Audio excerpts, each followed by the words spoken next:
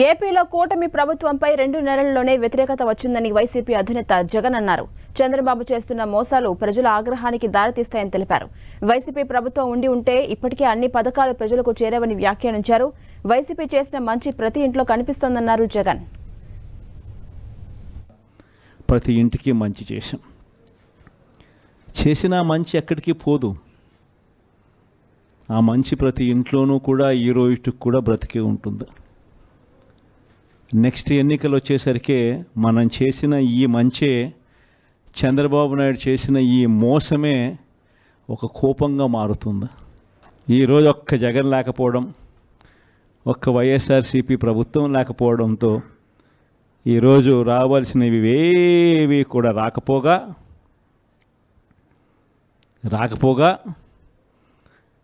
ఇంటికే వచ్చి తలుపు తట్టి చిక్కటి చిరునవ్వుతో ఇచ్చే పరిస్థితులు కూడా పోయింది. బియ్యం అయితేనేమి, పెన్షన్లు అయితేనేమి, అయితేనేమి వీళ్ళంతా కూడా ఇప్పుడు జన్మభూమి కమిటీల చుట్టూ, లేకపోతే తెలుగుదేశం పార్టీ నాయకుల చుట్టూ, వాళ్ళ ఇళ్ల చుట్టూ తిరగాల్సిన పరిస్థితి మళ్ళా కనిపిస్తూ ఉంది. ఇచ్చిన ప్రతి మాట కూడా మోసం చంద్రబాబు నాయుడు చేస్తూ ఉన్నది అనేది తేట తెల్లంగా తెలిసిపోయే విధంగా తన పాలన సాగుతూ ఉంది.